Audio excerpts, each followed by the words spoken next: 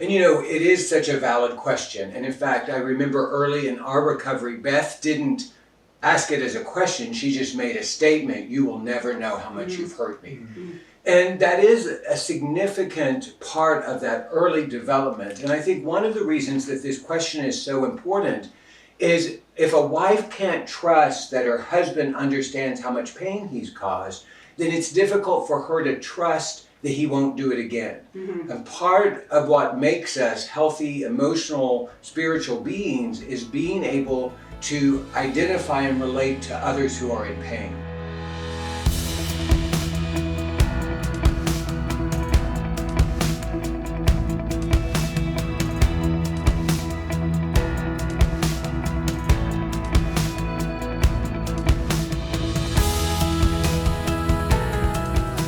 Welcome to the Faithful and True podcast. I'm Randy Everett, your co-host, and we are here today with our usual suspects. Dr. Greg Miller, our host. Great to see you, Greg. It's always good to be here. And we got such great response the last time that we featured Faithful and True's own Rebecca Dekkers that we begged her to come back today. So we've got Rebecca with us. How are you, Rebecca? Good, thanks for having me. Well, we're happy to have you with us. We're excited today because Rebecca came to us with some great podcast ideas based on the women that she counsels with. And they many times come with some powerful questions, don't they? Yeah. And so today we're going to talk about, do the men often realize the pain that they have caused their partner or spouse? Correct? Yeah, it's a big question. And specifically I was asking the women in my groups, if you, and we talked about this last time I was here, but if you sort of had access to your husband's counselor or group leader, what's kind of your perspective that you just need a little insight on, that you can't quite understand what he might be thinking about that. And so specifically the question a number of the ladies asked was what you said, basically, will my husband really ever get it? Will he understand this pain and hurt that he's caused that I'm feeling? Yeah. And it is such a valid question. And in fact, I remember early in our recovery, Beth didn't ask it as a question. She just made a statement: "You will never know how much you've hurt me." And that is a significant part of that early development. And I think one of the reasons that this question is so important is if a wife can't trust that her husband understands how much pain he's caused, then it's difficult for her to trust that he won't do it again. And part of what makes us healthy, emotional, spiritual beings is being able to identify and relate to others who are in pain. And one of the things I would say is early on in recovery, for most of the men who come through the workshop and we counsel with, one of the things that is missing is a connection to their emotions. They are cold, they are distant, and it's not because they are just cold-hearted men. It's simply because for many of them, growing up, part of their protection strategy was to disconnect from their emotions, and either they were told that it's masculine to be stoic, or you're weak if you have emotions, or for some men the pain was so great that they just disconnected from their emotions to create safety. And so it makes sense early in recovery the wife is suspicious if the husband is ever going to get it.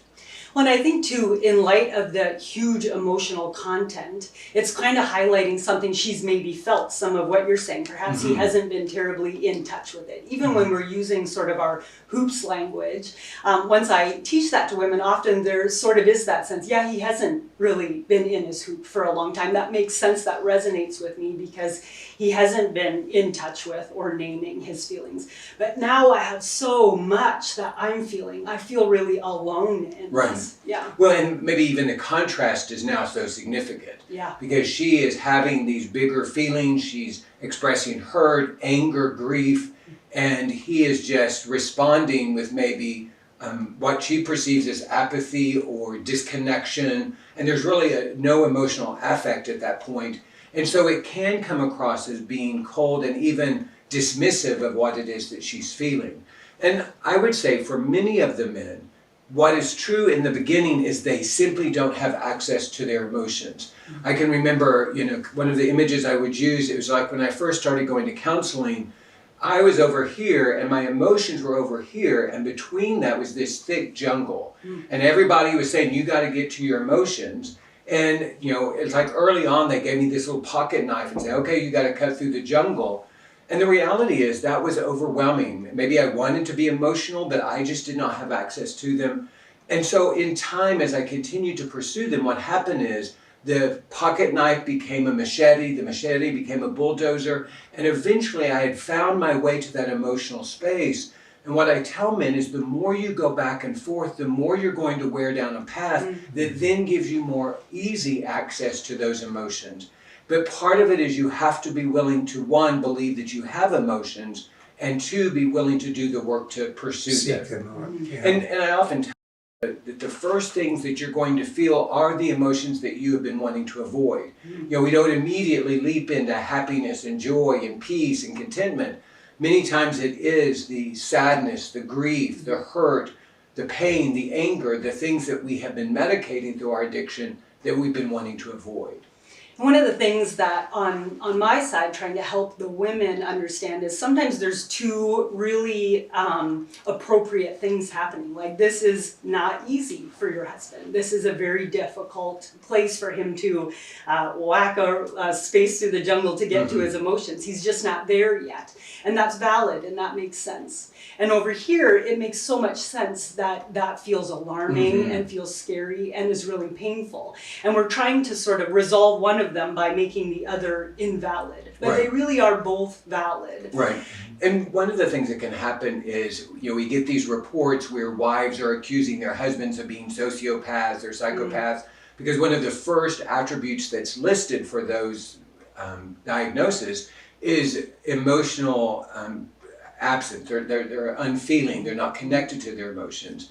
And what I often want men to understand, and also when I have a chance to work with a wife, is that it's more that his emotions are frozen and it's just going to take time for them to thaw.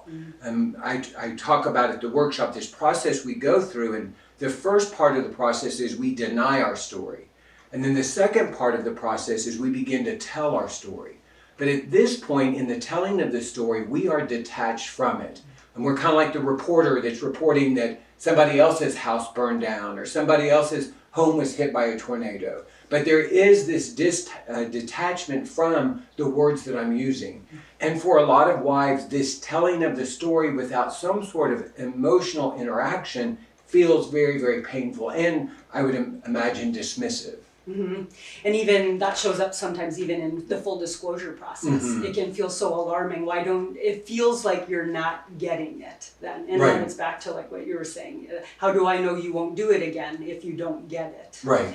Besides that, if we understand betrayal as like an attachment injury, I'm already feeling alone. I'm already feeling disconnected and detached and distanced from my partner. Right. And now I'm lacking that sense that you're emotionally attuned with me or you're getting it. Right.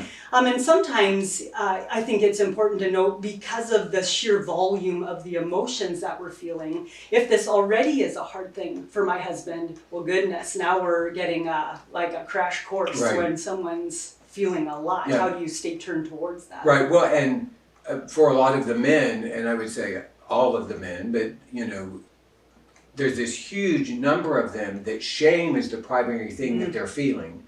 And so when we experience shame, one of the coping strategies is to isolate.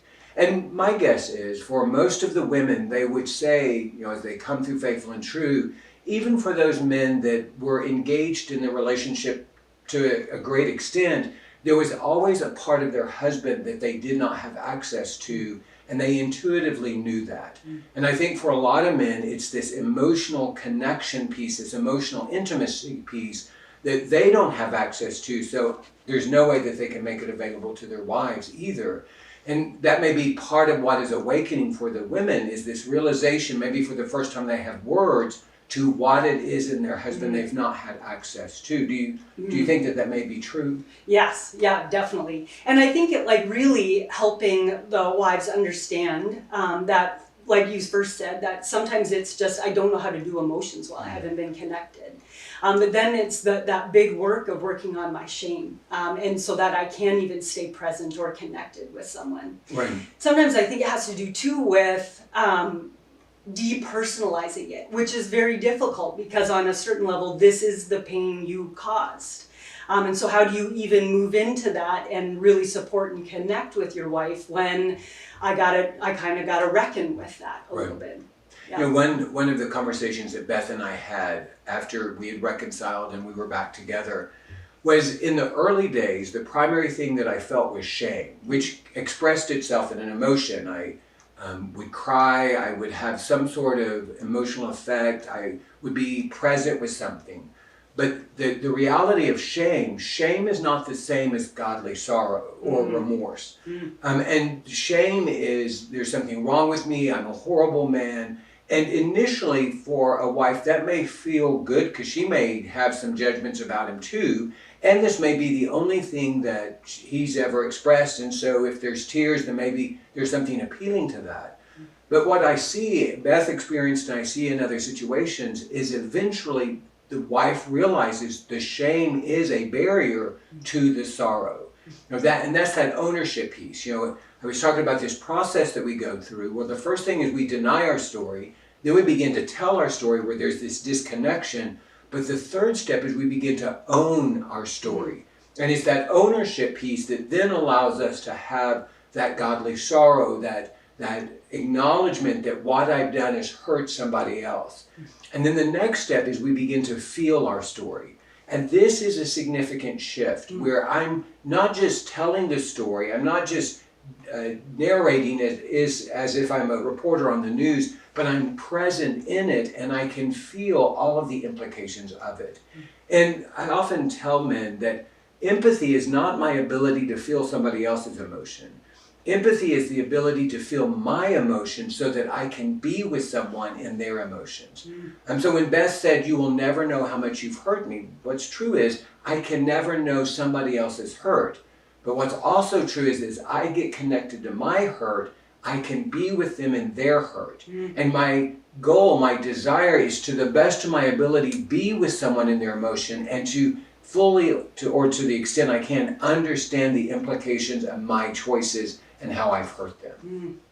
Well, it is such a complicated process because, like, what is empathy? And how can I feel, you know, I have a silly saying for that's sometimes what we need in order to feel connection, because I think, yes, shame is a barrier to that sorrow. It also is a barrier to feeling connected with others. And connection really is that sense of feeling for and feeling felt for, which is kind of a mouthful, but like reaching for or feeling reached for. And for a lot of the wives, there's this sense that is really true, that real sense that you will never get this. On some level, I think most of the wives, and including the ones that ask this, they get on some level, I think he probably won't ever get it. But sometimes where the hurt is then is that he might also have this sense, I'll never get it, and it feels like peace out, I'll never get it, I'm not going to try anymore. But that sense, will you stay engaged and try? Will you stay and attempt to feel for me or reach for me? I always picture it more like that. Yeah, absolutely. And I think that would make a big difference for a lot of the wives. Yes, on one hand, I understand you will never really get it. A lot of wives, I know myself included, probably try to exhaust ourselves trying to get him to understand. Probably exhausted both of us trying to stay locked in this place of trying to get you to get it. And on some level, I need to surrender that. You won't fully get it. But I think sometimes in this about that therapeutic concept of process over content. Content, he's probably never going to actually get it. But process, is he willing to try? Is he willing to stay engaged? And to be curious, to stay connected to me, feel compassion for me. Really stay, silly phrase, I like stay turned towards me instead of feeling shut down and scared and I need to turn away from that. Well, and I think what you're talking about is a confidence in his desire to want to get it. You know, that desire piece. Yes, I may never fully understand it, but the reality is, do I want to try? Do I want to pursue you? Do I want, you know, to really get the implications? Because when I can be present in the reality of the situation holistically, which involves my emotions, then I'm less cavalier, I'm more intentional, I understand what is at stake. And I think that that's part of the piece. I would imagine that when a wife begins to experience that shift of, and to whatever extent my husband gets it, there's a certain amount of confidence then that if he can get it, then it may be possible that he won't do it again. But like you said, if he just blows it off and says, oh, well, I'll never get it, or, we often around Faithful and True, especially at the workshop, will ask how somebody's feeling. And a lot of the guys initially will say, well, nothing. And I want to encourage them to understand everybody has emotions. So we're going to start with the reality that I do have emotions. So if somebody asks me how I'm feeling, I might say, I don't know, or I'm not sure, but nothing actually isn't an accurate answer. But if I can believe the possibility that I do have emotions, and then I'm willing to pursue those so that I can engage my spouse in this intimate emotional space, then I think that can be hugely transformative in the relationship. So Greg, talking about the Men's Journey Workshop, do you find that by the end of the weekend's work that you have reached a new level with these men, sending them home with maybe a more accurate understanding of what they need to do to display to their wife that they're trying to get it? Well, what I would say is for the men who come to the workshop, they all have their own journey. They all have their own unique experience. And what I say to the men on Saturdays we're going, I'm talking about some of the things that they may have experienced here. And one of the things that we all need in our recovery is what I refer to as the emotional space, that place where we can be present in our emotions. And what's true is many of the men leave and they don't have access to their emotions yet. Maybe they're new in the journey, or maybe that door is significantly locked and it may take a little bit of time to have access to it. But one of the things that happens is somebody in their group, somebody that they met, that man got into that emotional space, and so it cast a vision for them that may be possible for them also. Yeah. And that's the power of community. I may not be there yet, but I see somebody that's a little bit further ahead of the journey on me that gets to that space, and that is an invitation for me to continue the journey. And my guess is, there are a lot of women who send their husbands, or their husbands come to our workshop hoping that this new man will come back. And in a perfect world, maybe that would happen. But the reality is, that's not going to happen. It's going to be the old man, but maybe with a new vision. It's going to be the old man, maybe with a new opportunity or a new perspective or new hope. And that's what we want to continue to nurture in the journey. We just want to cast a vision that, if recovery is the becoming the man that God created you to be, part of being that man is being emotional and being intuitive and being able to be present with others, whether it's my wife or my kids or my friends or my community, whatever that might be. Rebecca, when you're working with a wife that is discouraged about this, like her sense is he doesn't get it and it doesn't seem like he's open to pursuing it, are there any things that you encourage her to look for or consider as she's trying to create safety for herself and determine how to stay engaged in the relationship? Well, a lot of what we were talking about, sort of recognizing and honoring that there's two valid processes happening. And for her that idea of practicing slowing down and knowing hoping for little things. If she sees him more and more, again, to use that language, in his hoop, more and more owning his stuff, practicing being more open to conversations, even if it's still a difficult place for him to enter, just even little bits of willingness. But one of the things I would maybe support a wife to look towards also is that idea of community. If this is two valid processes, you do have legitimate hurt and pain that does need to be heard and validated and honored. And maybe for a time, that's going to be far better served in your own community. Right. I know that can be a difficult thing for a lot of wives. There really is this, I really want this need to be met from my husband. And it feels like, what's the point of bringing it to community? This is the one who I want to have recognize it for a myriad of reasons. Some perhaps not fully identified for themselves, but one of the large ones might be like what you said. If he gets it, he might not do this again. But also, I think that valid need to repair, to have this repaired. And so it's sort of a repetitive trying to get this to be repaired.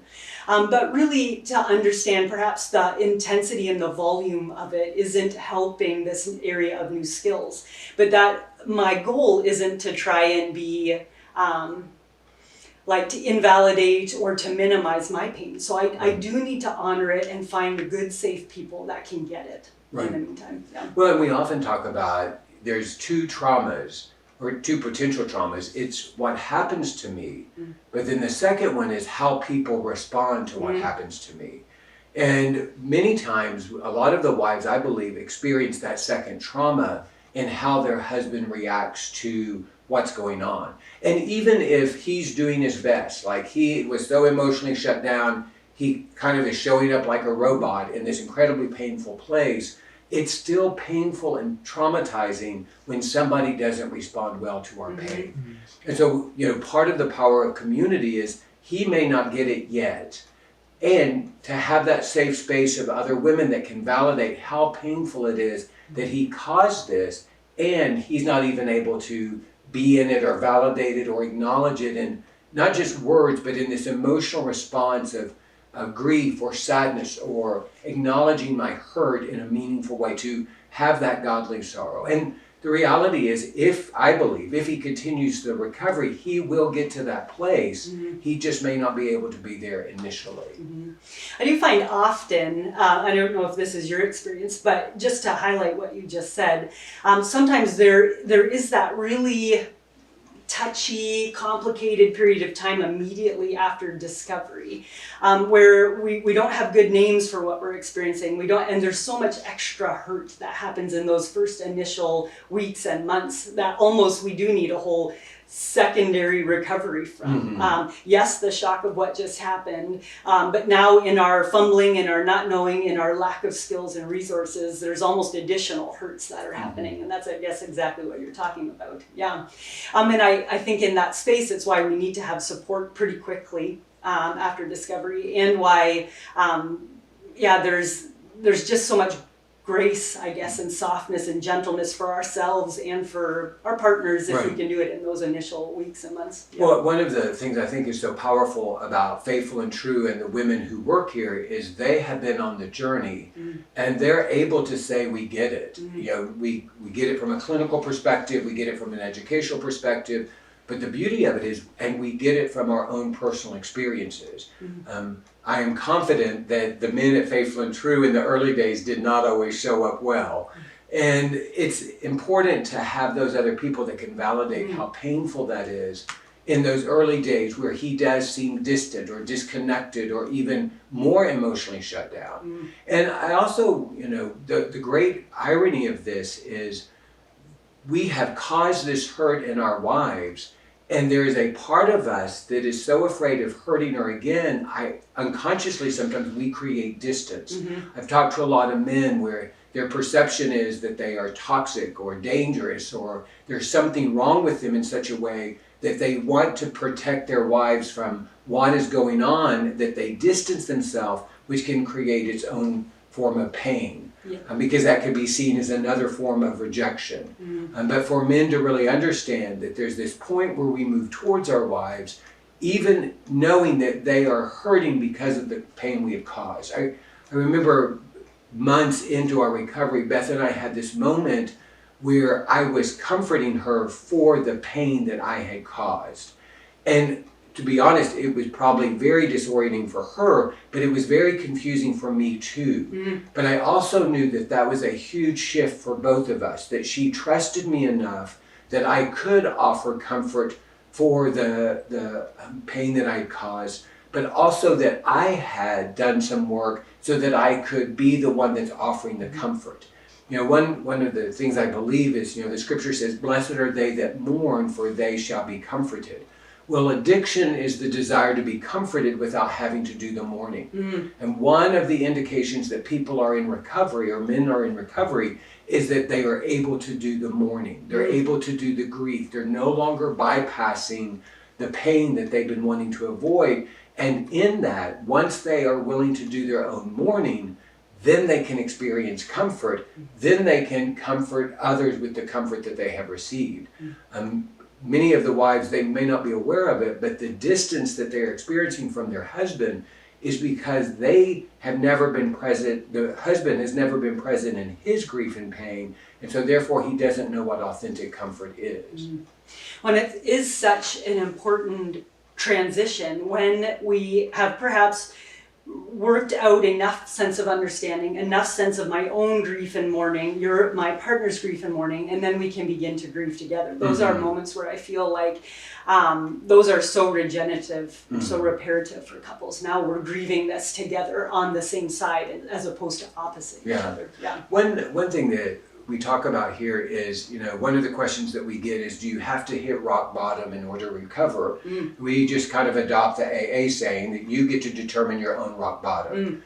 What we also see is for those men who have experienced the most consequences and had the most exposure, for many of them, their emotions are more accessible initially because so much of their life has been deconstructed. If they've lost their job, if there's been a separation, if there's been significant consequences or significant exposure, many times those men have access to emotions more quickly. For many men, they do what we call stealth recovery, where not a lot of people know and there's not been a lot of consequences. And we do see in those situations, they have more work of deconstruction to do. And in some ways, when our lives explode, a lot of our life is deconstructed for us. There's still more deconstruction work to do, but the explosion deconstructed a lot. But for others where there's not been the big consequences or the explosion, they still have to do the work of deconstruction, and that may take some time, and that may mean that access to this emotional part may be a little bit later in coming. But what I do believe is when men choose to be in recovery, they will get to that place where they can be present with themselves and their emotions, and then they can be with their spouse and their emotions, and that can be a place of emotional intimacy. And with that, we'll bring it to a conclusion here. Rebecca, thanks for joining us again today. I knew this was going to be a great subject, and I knew that you and Greg were going to have good input on this. We would like to thank you for joining us today on the Faithful and True podcast. We'd like to also thank you. We've been getting a lot of feedback recently on people wanting to not only jumpstart their recovery by coming to the men's or women's journey workshops, but we've had people generously reaching out to see how they might be able to donate funds to help support others who maybe can't afford the workshops or any of the services that we offer here. And we make that possible through the nonprofit that we have created called the Laaser Legacy Foundation.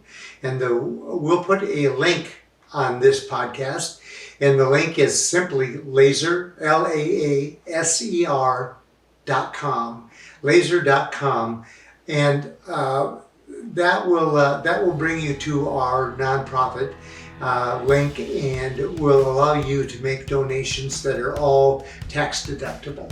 And we thank you for that generosity and that thoughtfulness in trying to provide funds for people who need the help, need our guidance, need our workshops, but financially are just in a place where it's just too difficult right now. So check that out. Check out our website, faithfulandtrue.com, where you'll find all the information and all of the links to other resources that we offer on our website at faithfulandtrue.com. Until we join you next week, we thank you, and we hope that this coming week will be a week for you that's filled with many blessings and with great vision.